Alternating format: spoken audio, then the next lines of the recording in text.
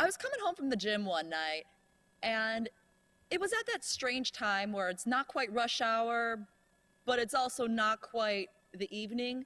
So there's fewer buses running than normal, but there's still a lot of people trying to go home. So they're pretty crowded. And I was getting pretty close to my apartment, and a mom comes on with 3 young kids, and they're probably ranging between the ages of like about 2 and 5. And she has her hands full. There weren't a whole lot of open seats, but she finds 2 where she puts the 2 youngest ones in the seat, and she takes the aisle seat. And about 2 rows ahead of her was another open seat, and she puts the oldest child, a young boy, in that seat. And he's directly in front of me. And so I'm on my phone texting, and the kid keeps turning around and looking at me, kind of playing peekaboo. Real cute kid, real sweet. And he keeps trying to grab my hands. And he looks at me, and it's like, "You're my best friend. I can't wait to hang out with you and play with you all the time." And I was like, "Well, that's really sweet, but I'm sorry, my stop is coming up in a few blocks, but maybe I'll see you some other time on the bus."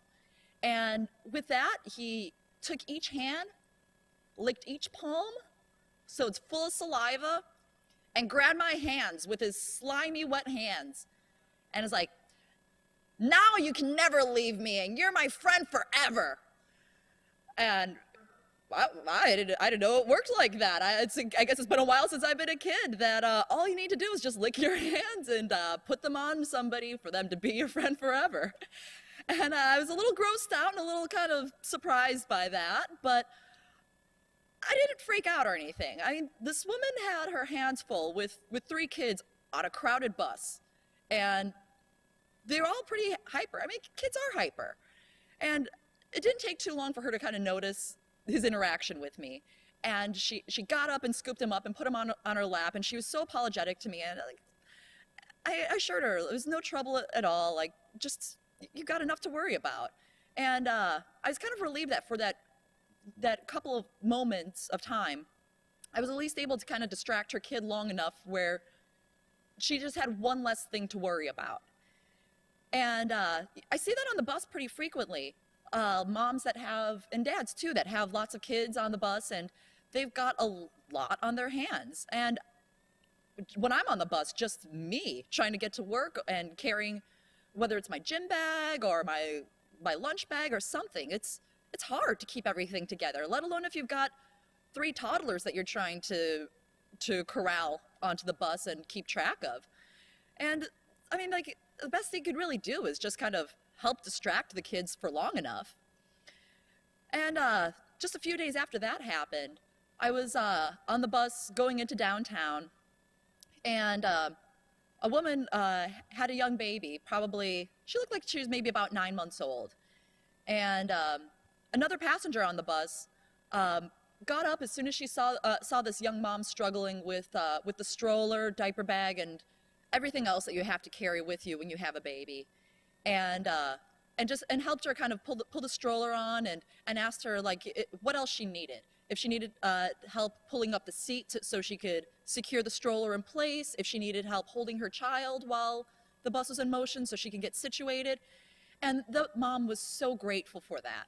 And it didn't really take a whole lot of effort for that other passenger. All it really took of her was just to get up for a moment, ask her what she needed, and that woman was able to help that mother kind of keep her baby under control. She was playing peekaboo, distracting the kid and kind of playing with her for a little bit. And a couple miles later, that mom got to her stop, and so she gathered all her belongings and her baby, and that same passenger got up again to help her get the stroller off the bus, and told the driver, "Don't leave yet. I'm going to be getting right back on. I just want to make sure that this mom's got everything that she needs under control." And it took no more than 10 seconds for her just to make sure that she had everything and no toys or anything were left on the bus. And it was really touching to see somebody just take a couple extra moments out of her time. I mean, heck, she was already on the bus.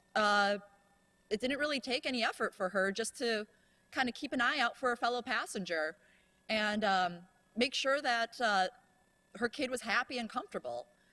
And, you know, no parent wants to be on public transportation or any place in public and have a fussy child. And it's so easy for other riders to roll their eyes or make a comment about a kid having a tantrum, and, you know, nobody wants it. And making a snide remark to a parent who's just doing the best they can isn't going to help the situation any. So maybe a bus ride would be better off if we all just kind of helped out a struggling parent where we can, and just to do a little something like smile at their kid or say hello, play peekaboo for a little bit, or get up and help the mom with her stroller or diaper bag. Make the world a better place. Thank you. Hi, I'm Scott Schultz, producer and host of Busted, true stories about getting around LA told by people